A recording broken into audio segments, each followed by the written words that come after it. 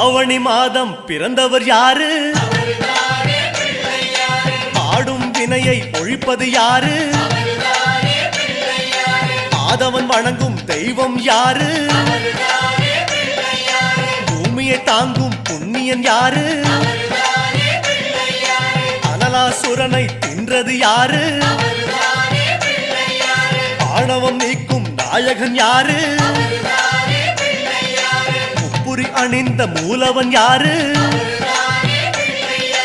அவரும் வாழ்வது எங்கே கூறு?